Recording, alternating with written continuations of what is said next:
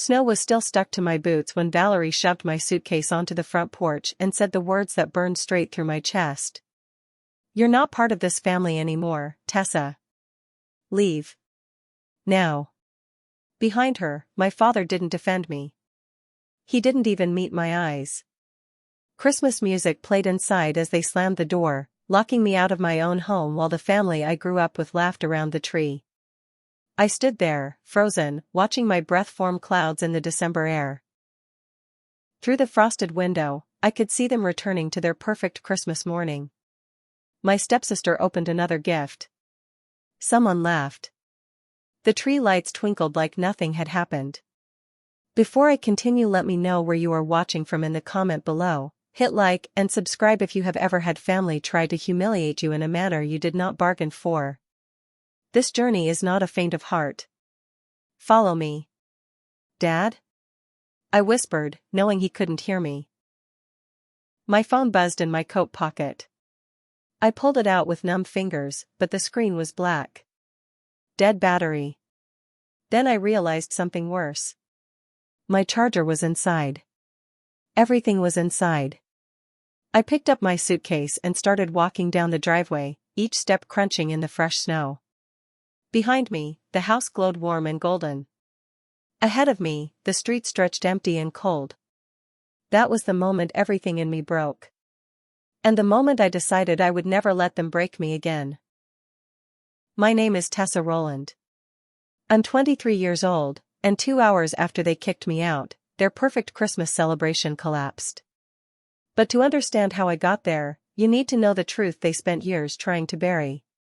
Growing up, Valerie treated me like a guest in my own house. Actually, worse than a guest. Guests got kindness. I got orders, blame, and cold shoulders.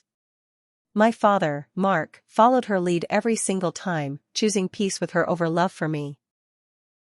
Every holiday was a performance for neighbors and friends. Matching pajamas for photos. Curated gifts arranged perfectly under the tree. Fake smiles that hurt my face. But behind closed doors, I was the maid, the scapegoat, the forgotten daughter. I remembered overhearing arguments late at night. Whispered conversations that stopped when I entered rooms. Secrets piled on top of secrets, all designed to keep me in the dark. But I wasn't as blind as they thought. For years, I kept a hidden folder on my laptop. Screenshots of messages. Photos of documents left carelessly on the kitchen counter. Voice recordings from my phone tucked in my pocket during their private talks. I told myself I was being paranoid. That I'd never need any of it. That things would get better. I was wrong on all counts. Earlier that morning, before everything exploded, I had given my father a gift. It was simple. A framed photo of him and my mother from before she died. Before Valerie. Before everything changed. I found it in a box in the attic weeks ago and had it restored professionally. In the photo, they looked so happy. So in love. I thought maybe it would remind him of who he used to be. Valerie snatched it from his hands before he could even respond. "This ruins the aesthetic, Tessa," she said, her voice sharp. "We agreed on a color scheme for gifts this year. You knew that." My father held the frame for just a moment. His fingers traced the edge. I saw something flicker in his eyes. Sadness, maybe. Or guilt. But then Valerie touched his arm, and whatever I'd seen disappeared. "Valerie's right," he said quietly. "Maybe next year, sweetie." He handed the frame back to me like it was nothing. Like my mother was nothing. I took it, my hands shaking, and walked to my room. That's when I heard Valerie's voice in the hallway, low and sharp. "After today, she's out." The truth was, they'd been planning this for weeks.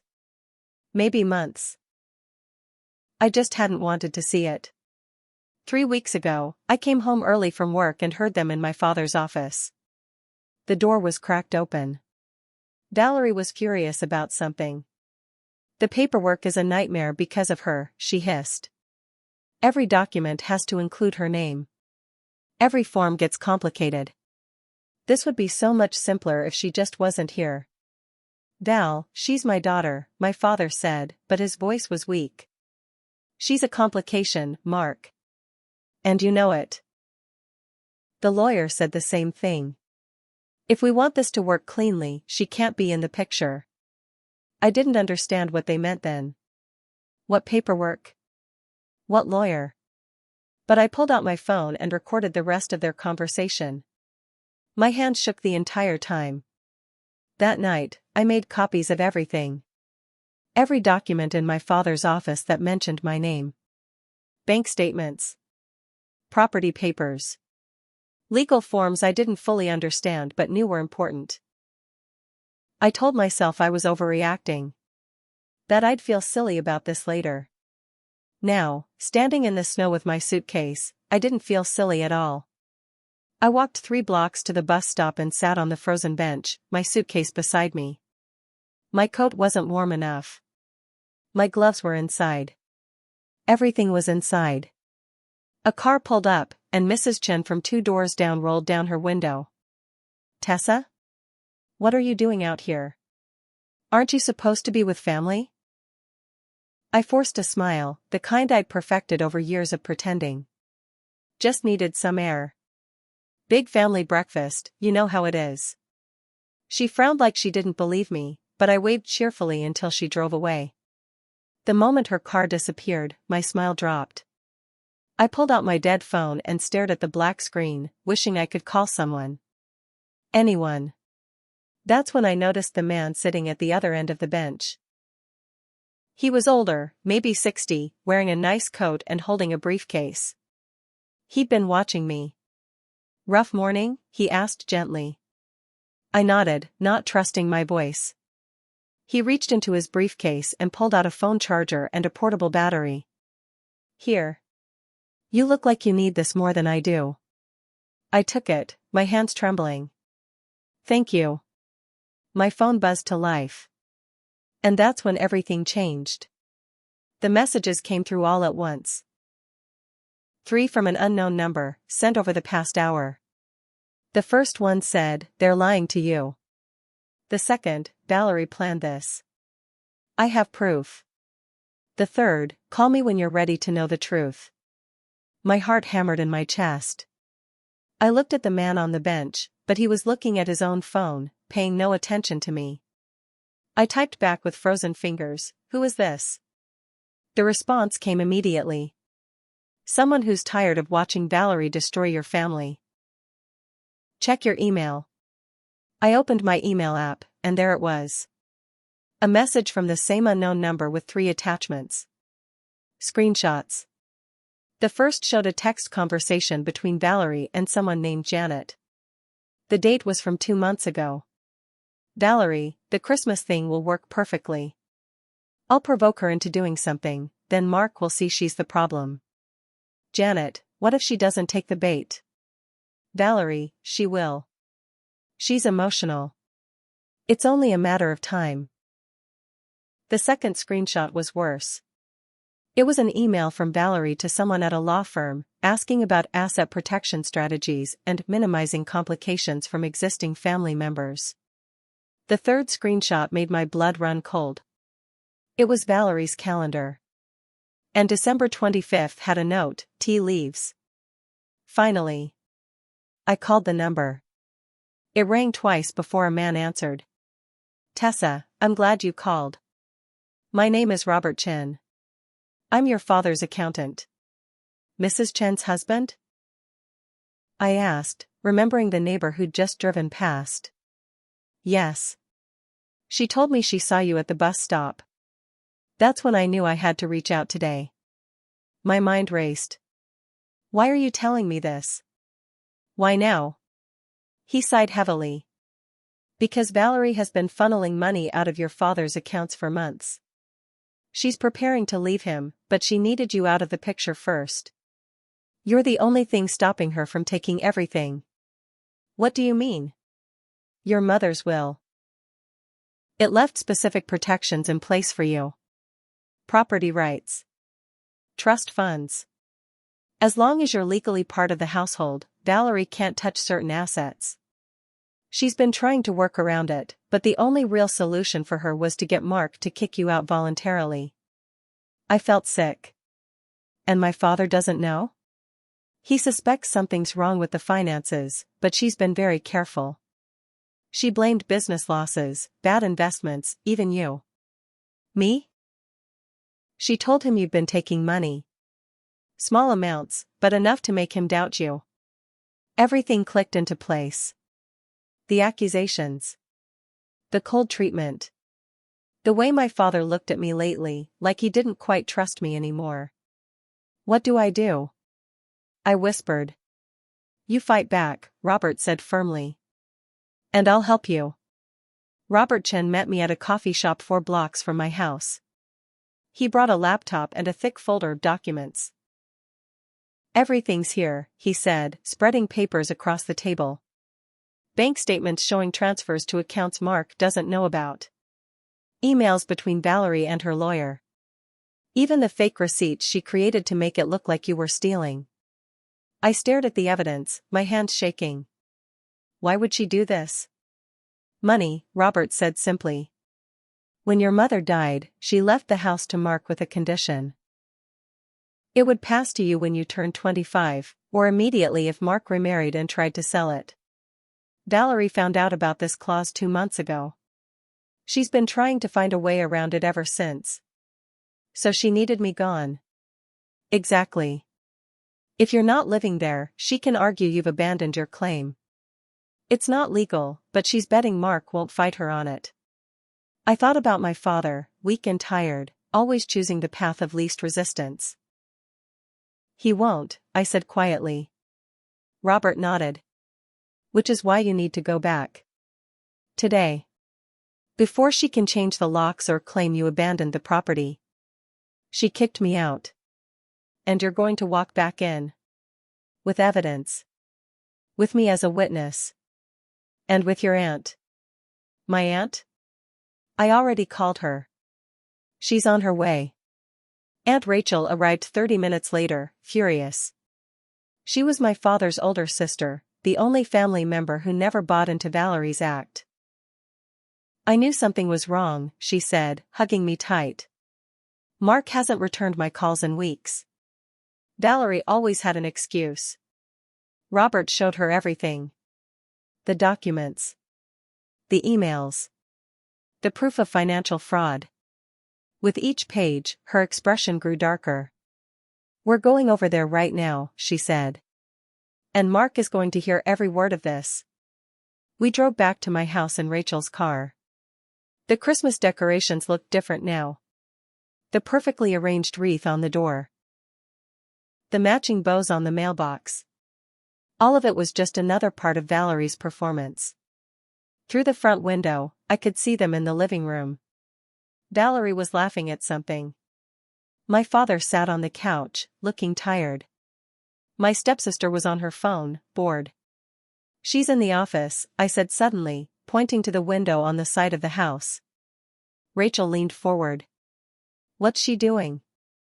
I watched Valerie move quickly around my father's desk, opening drawers, checking papers. She pulled out a folder and tucked it into a decorative gift bag. She's taking documents, Robert said grimly. Probably originals she doesn't want Mark to find.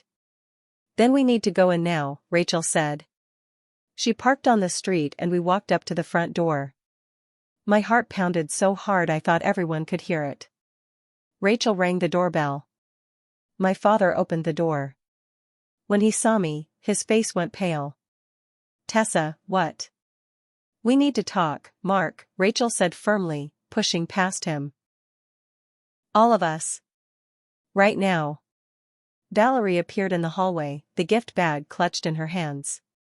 When she saw me, her eyes narrowed. What is she doing here? She lives here, Rachel said coldly. Or did you forget that when you kicked her out in the snow on Christmas morning? She ruined Christmas, Valerie snapped. She was disrespectful and... Save it, Rachel cut her off. We're all going to sit down, and you're going to listen to what Tessa has to say. My father looked between us, confused and frightened. Rachel, what's going on? Sit down, Mark, she said, her voice softer now. Please. We moved to the living room. My stepsister was sent upstairs. It was just the four of us now, plus Robert Chen, who stood by the door like a quiet guardian. I pulled out my phone and opened the folder of screenshots. My hands were steady now. Anger had burned away the fear. Dad, I said, Valerie has been lying to you. About me. About money. About everything. Valerie laughed, sharp and cruel. This is ridiculous. Mark, are you really going to listen to this? Yes, Rachel said firmly. He is. I started with the recordings. The conversation from 3 weeks ago, where Valerie called me a complication and talked about making things cleaner without me. My father's face changed as he listened. Val, what is this? It's out of context, she said quickly. She's twisting.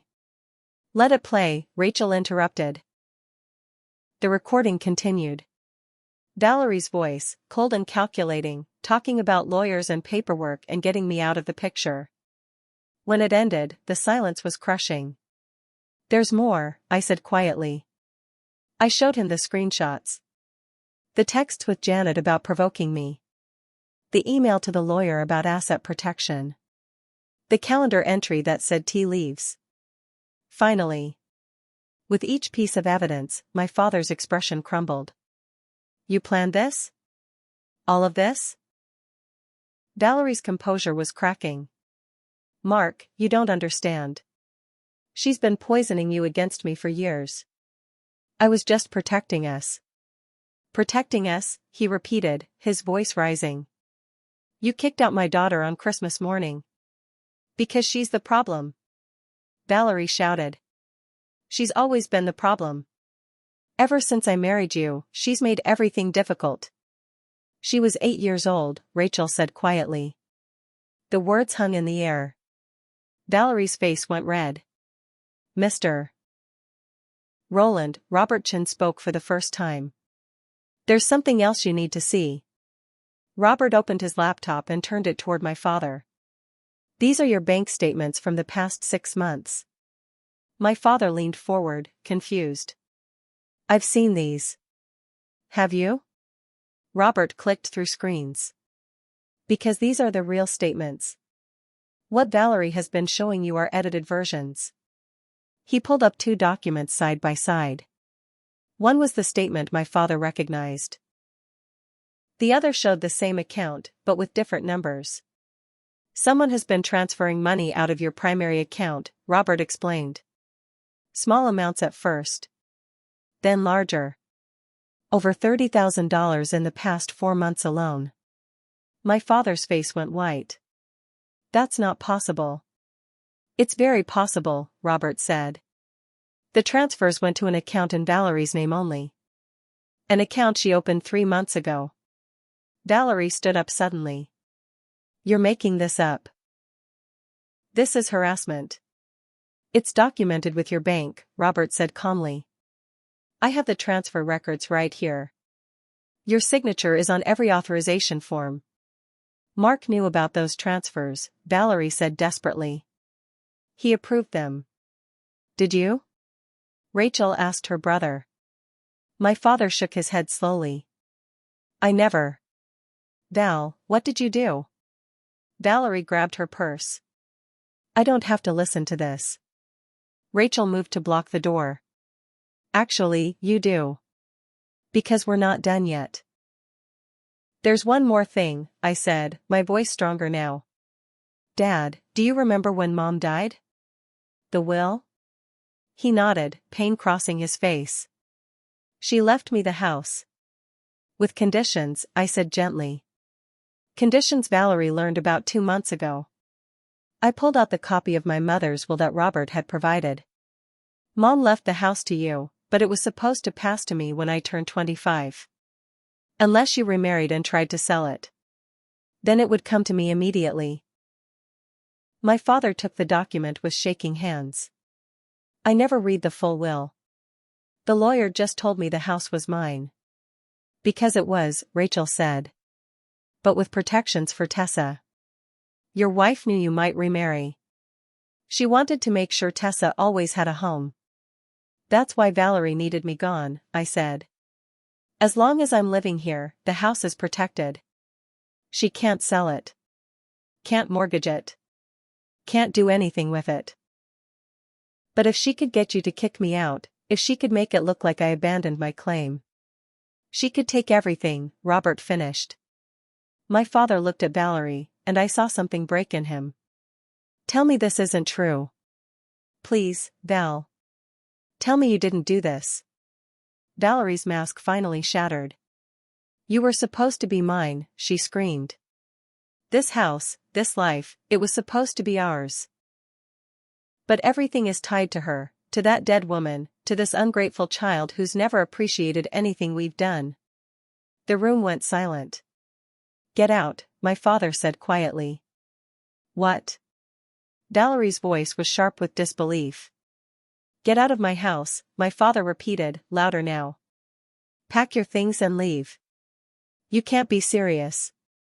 Mark, I'm your wife. You're a thief, he said, standing up. You stole from me. You lied to me. You threw out my daughter on Christmas morning as part of some scheme to take everything her mother left behind. We can work this out, Valerie said, her voice turning pleading. Mark, please. I made mistakes, but we can fix this. No, he said firmly. We can't. I want you out. Today. Valerie's face twisted with rage. Fine. But you'll regret this. I'll take you for everything you have left. Try it, Rachel said coldly. We have documentation of fraud, theft, and conspiracy. You'll be lucky if you're not prosecuted. Valerie grabbed the gift bag she'd been holding and started toward the stairs. I'm getting my things. Robert and I will escort you, Rachel said. To make sure you only take what's yours. The three of them went upstairs. I heard doors opening and closing, muffled arguments, footsteps in the hallway above. My father sat back down on the couch and put his face in his hands. I'm so sorry, Tessa. I'm so sorry. I sat beside him, not sure what to say. Part of me wanted to comfort him. Part of me was still angry. Both feelings were true. I failed you, he whispered. Your mother trusted me to protect you, and I failed. 30 minutes later, Valerie came down the stairs with 2 suitcases and the gift bag. Rachel and Robert followed close behind. The police may want to speak with you, Robert said to Valerie. I'd suggest getting a lawyer. Valerie didn't respond. She walked to the door, then turned back to look at my father. You're choosing her over me. Just like you always did. Just like you chose that dead woman over everything. I chose wrong before, my father said quietly. I'm choosing right now. Valerie slammed the door so hard the wreath fell off. Through the window, we watched her throw her suitcases in her car and drive away, tires spinning in the snow. Rachel locked the door behind her. That's done. My father stood up and walked to me. Tessa, I don't know how to fix what I've broken. I don't know if I even can. But I want to try. If you'll let me. I looked at him, this man who was my father but who'd felt like a stranger for so long. I need time, I said honestly. I need to figure out if I can trust you again. He nodded, tears in his eyes. I understand. Whatever you need. But I'm not leaving, I said firmly. This is my home. Mom wanted me to have it, and I'm not letting anyone take that away. It's yours, he said. It always was. Rachel put her arm around me. Why don't we have some actual Christmas? I brought cookies. For the first time that day, I smiled. We spent the afternoon in the kitchen, away from the living room that still felt heavy with everything that had happened. Rachel made hot chocolate. Robert stayed for a while, making sure all the documents were secured and explaining the legal steps we'd need to take. My father sat at the table, quiet and broken. He kept apologizing, kept trying to explain how he'd been so blind. She was so good at it, he said. The lying. The manipulation. She made everything seem reasonable. Made you seem difficult. I know, I said. Because I did know. I'd watched Valerie work for years, twisting every situation until black looked white. Your mother would be ashamed of me, he said. Maybe, I said honestly. But she'd also want you to do better now. That's what matters. Rachel's phone rang. She stepped into the hallway to answer it, then came back looking grim. That was Valerie's daughter. She's asking to come get her things. She can come tomorrow, my father said. With an adult present. I'll be here, Rachel said firmly. Robert packed up his laptop. I should go. But Tessa, if you need anything, call me. Anytime. Thank you, I said. For everything. For believing me. I'm sorry I didn't do it sooner, he said quietly. Then he left, and it was just the three of us. The house felt different. Emptier, but somehow lighter. Like a weight had been lifted. What happens now? My father asked. Now we figure out how to be a family again, Rachel said. If that's what you both want. I thought about it. About years of hurt. About this morning in the snow. About the future. I want to try, I said finally. That evening, my father made dinner.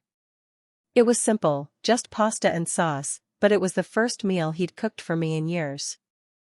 We ate in the kitchen, avoiding the dining room with its perfect Christmas decorations and empty chairs. Tell me about work, he said. I realized I don't even know what you've been doing. So I told him. About my job at the library. About the classes I was taking online. About the small apartment I'd been saving for, planning to move out next year on my own terms, not Valerie's. He listened, really listened, in a way he hadn't in so long. You built a whole life I knew nothing about, he said sadly. Because you stopped asking, I said. It hurt to say, but it was true. He nodded. I did. I stopped being your father somewhere along the way. I don't know when exactly. Maybe when your mother died. Maybe when I married Valerie. But I stopped, and I'm sorry. Sorry isn't enough, I said. But it's a start. Rachel cleared the dishes. I'm going to stay tonight. Guest room okay? Please, my father said. I'd feel better if you were here. After dinner, I went upstairs to my room. It looked the same as this morning, but everything had changed. I sat on my bed and finally let myself cry. Not sad tears, exactly. Just release. Everything I'd been holding in for years. My phone buzzed. A text from Robert Chen. Valerie tried to withdraw more money an hour ago. Bank flagged it. She's definitely going to need that lawyer. I smiled through my tears. The next morning, my father knocked on my door early. Can we talk? We sat in his office, the room where I'd overheard so many whispered conversations. He pulled out a folder from his desk drawer. I found something last night, he said. After you went to bed, I couldn't sleep. So I started going through everything Valerie had access to. He opened the folder. Inside were more documents. Papers I'd never seen before. These are from your mother's lawyer, he explained. Letters she wrote before she died. Instructions for me. And one for you. He handed me an envelope. My mother's handwriting on the front, for Tessa, when she needs it most. My hand shook as I opened it. The letter was dated a week before she died. Her handwriting was weak but clear. My darling Tessa, it began. If you're reading this, it means your father has lost his way. I hoped he wouldn't. I prayed he'd be strong enough to raise you alone. But I knew, deep in my heart, that grief might break him. I read through tears as she explained the will, the house, the protection she'd built in. This house is yours, she wrote. Not just legally, but spiritually. Your father may live here, but it's your home. Never let anyone take that from you. She ended with, be strong, my love. Be braver than I was. And know that I'm always with you. I folded the letter carefully and looked at my father. You knew about this? I knew there was a letter, he said. But I never read it. I was too afraid. Afraid of what? I asked. Afraid she'd be disappointed in me, he said. Which she would have been. She would have hated what I let happen to you. She wouldn't have hated you, I said. But she would have wanted you to do better. He nodded. I found something else too. He pulled out another document. Valerie had this hidden in her things. It's a deed transfer request. She was trying to get me to sign over the house without realizing it. I looked at the form. It was buried in a stack of other papers, designed to look like routine insurance documents. But it was a property transfer, making Valerie the sole owner. When did she want you to sign this? Tomorrow, he said. December 26th. She told me it was just updating our homeowner's policy. If I hadn't come back. If I hadn't brought proof. If he'd kicked me out and never let me return. She would have gotten everything. She almost won, I said quietly. But she didn't, my father said. Because you were stronger than both of us. Later that morning, Valerie's daughter came to get her things. Rachel supervised, making sure she only took what belonged to her. My stepsister didn't say anything to me, didn't even look at me. I didn't know if she understood what her mother had done or if she was just angry at the disruption. When she left, the house felt even emptier. But also cleaner, somehow. Like we'd removed something toxic. The weeks after Christmas were strange. My father and I moved around each other carefully, like people learning a new dance. He started therapy. So did I. Sometimes we talked. Sometimes we didn't. Rachel visited often, helping us figure out how to be a family again. Robert Chen became an unlikely friend. He helped my father untangle the financial mess Valerie had created. Thousands of dollars were recovered. Some was gone forever, spent on Valerie's separate life. She had a whole apartment, Robert told us. Furniture. A car we didn't know about. She was building her exit for months. The police interviewed all of us. They arrested Valerie for fraud and theft. Her lawyer tried to argue that my father had given her permission for everything, but the evidence was too strong. The falsified documents. The hidden accounts. The forged signatures. By February, she'd taken a plea deal. Probation, restitution, and a permanent restraining order keeping her away from my father and me.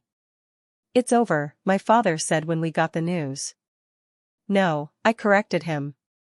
It's just beginning. He looked at me, confused.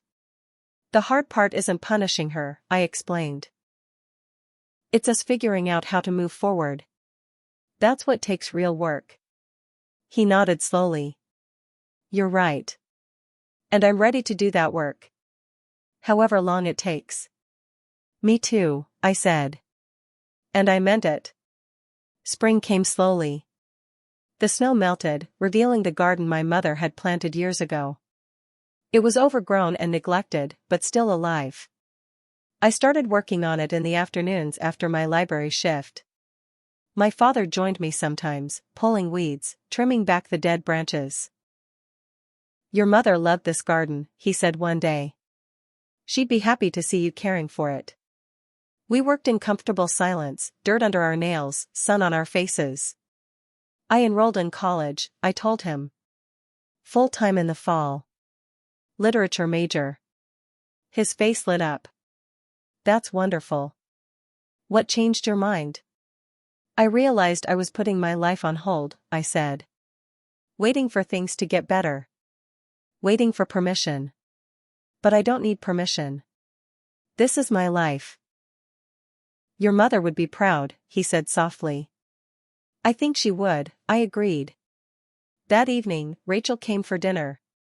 We ate on the back porch, watching the sunset. It was the first time the three of us had felt like a family in longer than I could remember. To new beginnings, Rachel said, raising her glass. To second chances, my father added. To coming home, I said. We clinked glasses as the sky turned pink and gold. By summer, the house was truly mine. My father signed the papers transferring ownership, exactly as my mother's will had intended. This was always meant to be yours, he said at the lawyer's office. I should have done this years ago. You're doing it now, I said. That matters.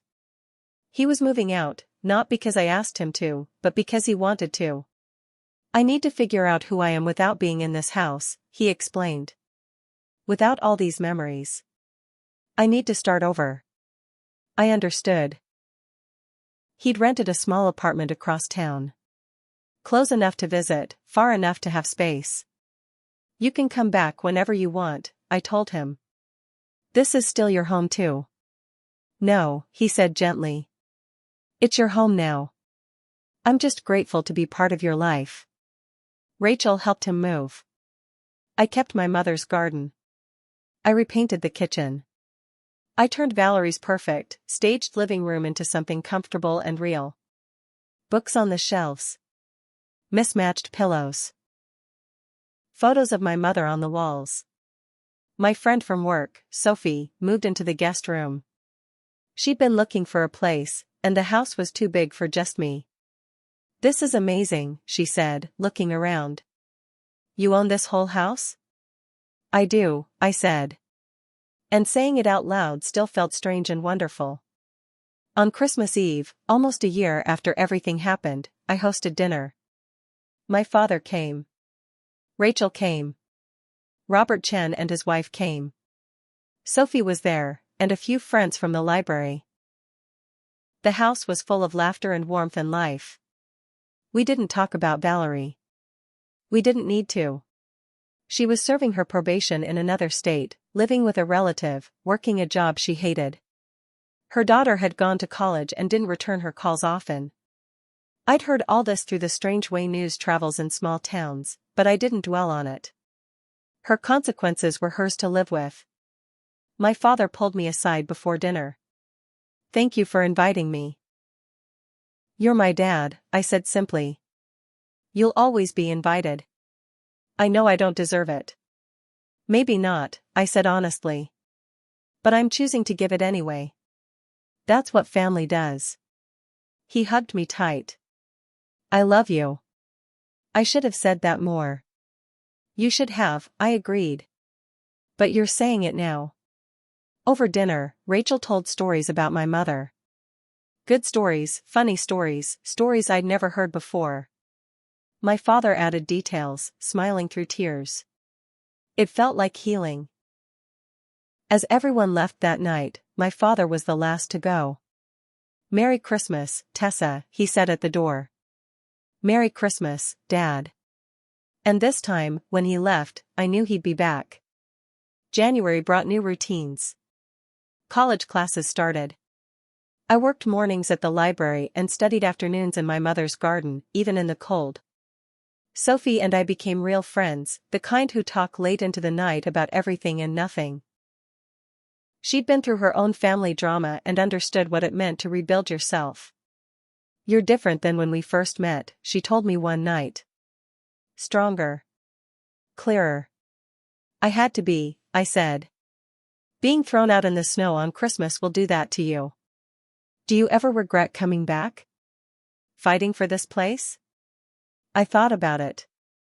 About that morning in the snow. About standing at the bus stop with nothing. About the choice to return with evidence instead of running away. No, I said finally. This house was my mother's gift to me. Not just the building, but the fight for it. She taught me that some things are worth standing up for. My father called weekly now. Sometimes we talked for an hour. Sometimes just 5 minutes. But he always called. I'm proud of you, he said one Sunday. For building this life. For being stronger than I was.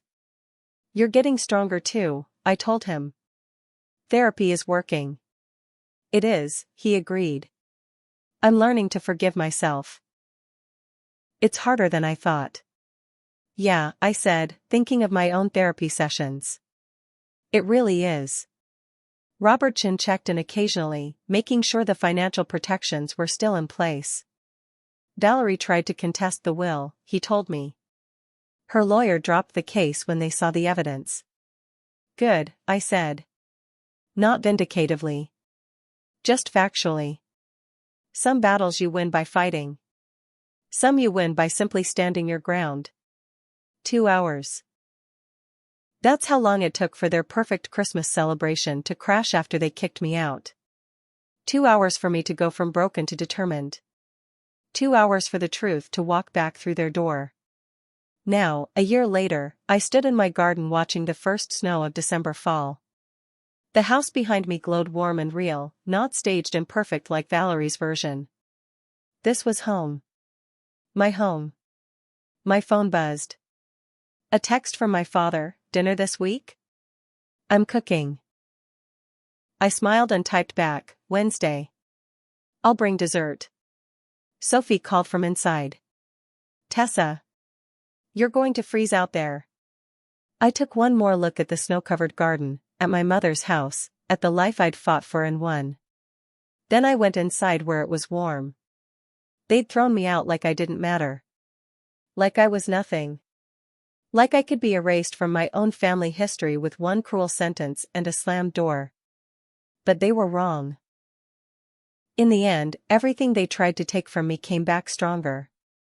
The house was mine. The truth was mine. My future was mine. And I'd never let anyone steal that again. I closed the door against the cold and locked it tight. Not to keep the world out, but to keep my peace in. This was my sanctuary now. My fresh start. My second chance. 2 hours after they kicked me out, their celebration crashed. And mine began. This story teaches us that integrity is the hallmark of life. Love and respect keeps the family moving forward. Have you ever watched someone's true character get exposed by a wicked behavior? Share your story in the comment below.